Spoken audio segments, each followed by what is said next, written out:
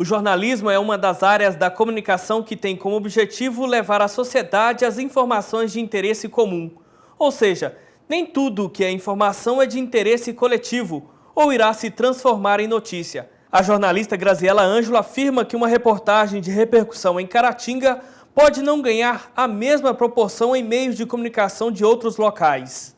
Tem fatos que parecem que são do cotidiano, mas pelo aspecto inusitado. Nós temos aqui acidentes, infelizmente, quase todos os dias na rodovia, e é também interessante observar que se um motoqueiro cai e sofre escoriação, muitos veículos de Caratinga chegam a cobrir e abordar o fato e incluir no seu noticiário. Mas se um motoqueiro cai e sofre arranhões lá em São Paulo, isso não vai ser notícia para o noticiário deles, porque é corriqueiro. Isso é um fato menor do que outros que acontecem. Então também tem um contexto local. E as circunstâncias em que o fato se deu. Se um motoqueiro sofreu acidente, mas antes ele bateu em 10 carros, foi lançado ao ar, caiu e só sofreu escoriações, é inusitado, é algo curioso. Vai ser notícia em Caratinga e deve ser notícia em São Paulo.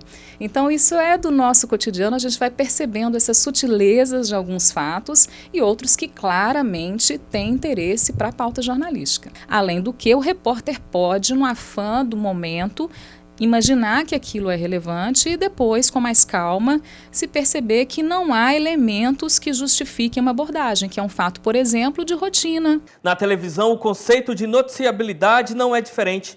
O chefe de jornalismo e repórter de rede da TV Record no leste de Minas, Aguiar Júnior, afirma que antes da matéria ser exibida, uma equipe avalia todo o conteúdo da informação.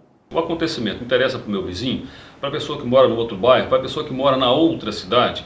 E às vezes os problemas são comuns, né, em várias cidades. Então se é de interesse público, se vai abranger várias pessoas, aí a gente coloca no ar depois que a gente faz uma reunião de pauta, depois que a gente avalia tudo isso. E principalmente a gente tenta responder aquelas perguntinhas básicas que a gente aprende na faculdade, né? O que, quem, quando, onde, por quê, para quê. Essas perguntas são básicas e precisam ser respondidas em uma determinada reportagem. É mais ou menos assim que a gente define se uma reportagem deve ou não ir ao ar nos nossos jornais. Com a popularização das redes sociais, muitas informações e imagens estão alcançando mais repercussão. O problema é que a lei de direitos autorais, em muitos casos, não é respeitada. Este advogado diz que quando a reprodução total ou parcial de uma informação através de textos e imagens é feita com o intuito de noticiar, não é um ato ilícito. Tiago, porém, ressalta que é preciso autorização da pessoa ou empresa que detém os direitos sobre determinada obra. Eles podem ser divulgados, lógico, respeitando a pessoa buscar na origem a fonte das informações.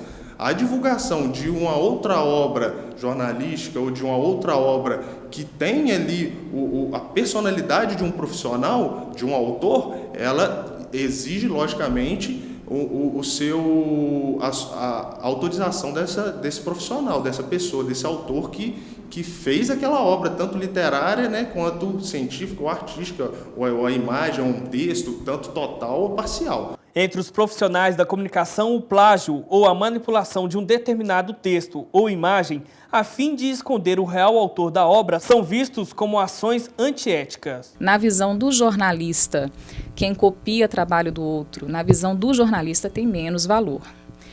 Para a audiência, para quem está recebendo a informação, isso talvez não tenha tanta importância. Se a informação está atendendo o interesse da pessoa, é o que importa. A gente tem certos feelings e certas percepções e cuidados que talvez quem não passou pela escola de jornalismo não tenha. E essa questão da apropriação de conteúdo também passa por isso. Você passa a ter um respeito maior com o trabalho do outro porque você sabe o trabalho que isso dá para fazer. Além do compromisso com a notícia e do cuidado com a notícia que se tem. Isso constitui ilícito, tanto criminal quanto cível, né? O cível, a gente pode estar pleiteando a pessoa que se sentir lesada, pleiteando indenizações, né, contra essa pessoa que fez esse plágio. E o criminal, aí cabem aos órgãos, né, a denúncia e está efetivando um inquérito policial, enfim, todo o andamento para ser penalizado criminalmente.